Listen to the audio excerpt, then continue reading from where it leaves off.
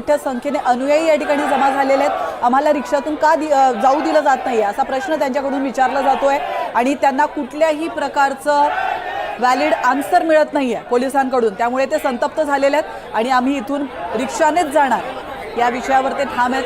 तर एकीकडे आपण पाहतोय रिक्षाला अडवतानाची दृश्य आणि ही रिक्षा चालक पुढे घेऊन जाताना पाहायला मिळतोय, मात्र या रिक्षाला अनेक पोलिसांनी अडवलेलं आहे आणि या रिक्षा चालकाला ताब्यात घेतलंय।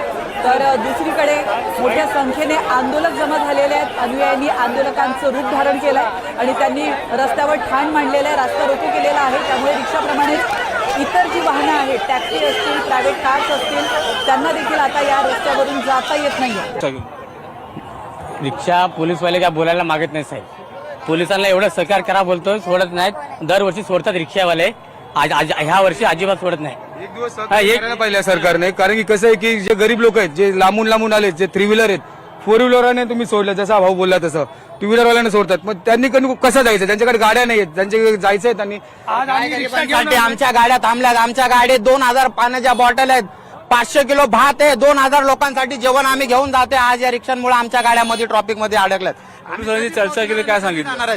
पोलिसांनी चर्चा केली असं काय सांगितलं? काय बोलतच नाहीये पोलीस, फक्त एवढंच बोलतात रिक्षा सोडणार नाहीये, काहीच नाही करत आहे पोलीस, फक्त रिक्षावरतीच अवलंबून आहेत, बाकी कुणाचीच काय ऐकत नाहीये। आपलं म्हणणं काय साहेब, जर तुम्ही आम्हाला सांगितलं तर रिक्षा अलाउड नाही तर आम्ही विमानाने आलो असतो। ह्याच्या आधी सोडण्यात आलं होतं का मागच्या 6 डिसेंबरला? आणि मागच्या 6 डिसेंबरला थांबवलं होतं, पण सोडलं होतं, ते PSIने आम्हाला सोडलं होतं रिक्षा। ह्याच्या आधी काही तुम्ही निघायच्या आधी काही तुम्हाला पोलीस अधिकाऱ्यांनी किंवा सरकारकडनं काही सांगणार नाही?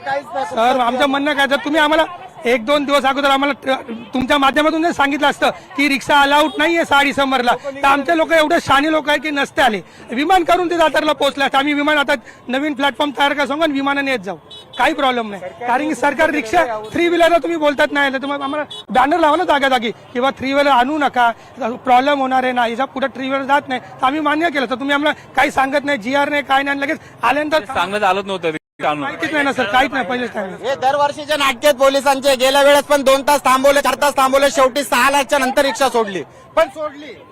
ऍक्च्युली कसं आहे की साहेब परमिशन द्यायला पाहिजे, लांबून लोक आलेत आणि त्यामुळे कसं की जे आता आले दर्शनासाठी महामानवाच्या, ते असेच येतील आणि मग शांतपणे निघून जातील जर यांनी सोडलं। सहकार्य करायला पाहिजे सरकारने आपल्या लोकांना, एकच दिवस आणि 1 दिवसाची परमिशन द्यायला पाहिजे काही करून त्यांनी।